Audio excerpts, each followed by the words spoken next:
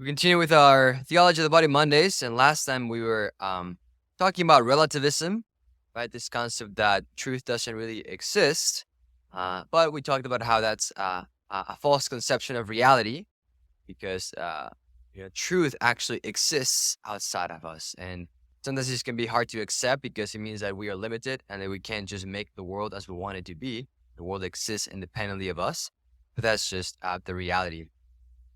So with all this in the back of our minds, I want to go back to kind of more theology body specific content. And so I want to begin to talk a little bit about marriage today and the objective ends of marriage. So marriage is not something that man invented. It is something that's inscribed upon human nature. It's part of natural law. It's something that God has given us. And so marriage is a reality that exists in itself. Civil law did not, make up marriage, if you will. In a sense, civil law recognized the reality of marriage and then created laws to protect this reality. At least originally. Now they're trying to change that, but originally that's the case.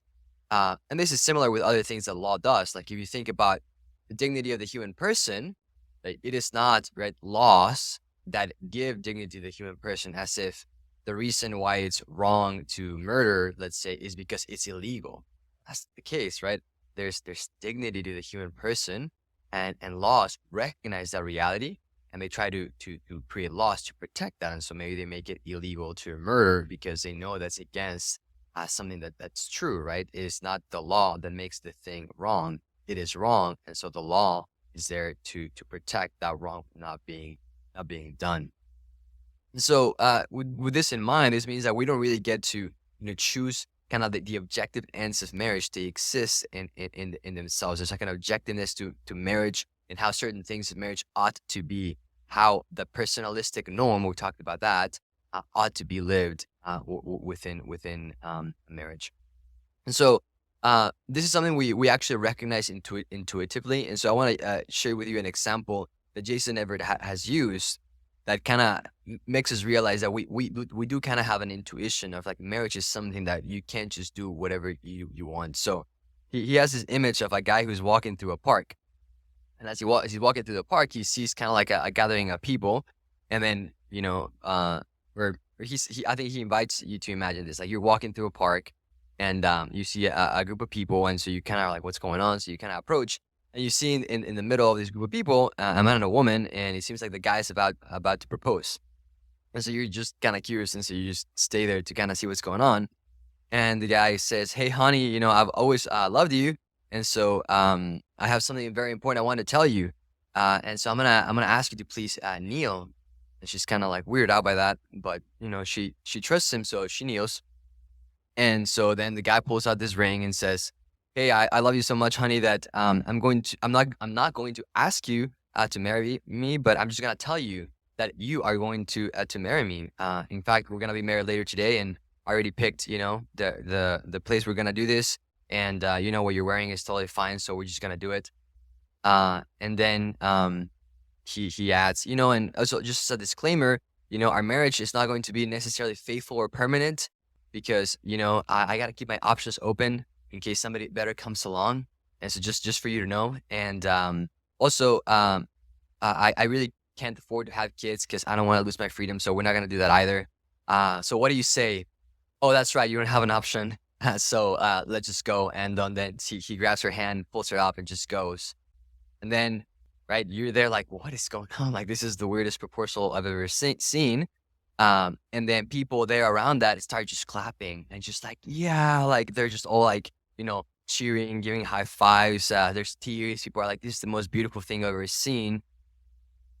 That would be the oddest thing. You're seeing this and you're like, that's not love.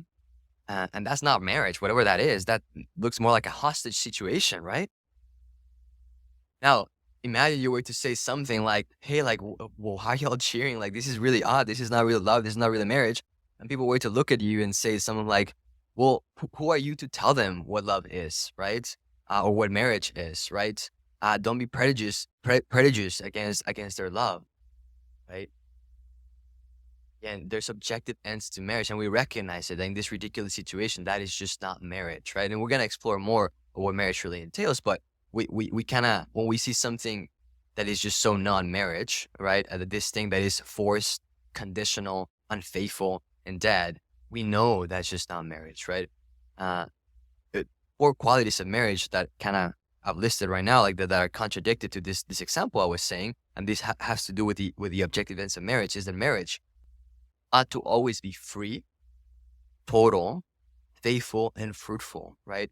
This is actually what we long for. If you were in the situation of a similar marriage situation of the one I was just describing, you wouldn't want this. You don't want to be forced into a marriage. You don't want a marriage where it's with all these conditions, that it's not total, that it's not faithful, that it's okay to have other partners, and that it's and not fruitful, that it doesn't bear any fruit, whether physical and with the children, or just in regards to emotional and stuff like that, right?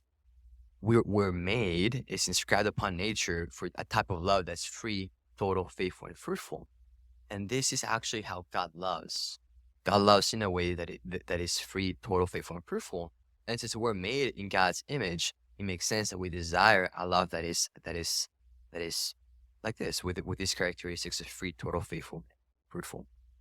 And so, if it's something else, if it doesn't contain some of these things, it's not really kind of true love, or true to the end of marriage. We're gonna continue to expound upon these four characteristics of free, total, faithful, and fruitful next time. But that's just kind of an introduction of kind of four main characteristics of kind of what is important or necessary for a marriage to be what it is, and for the personalistic norm to be lived within there.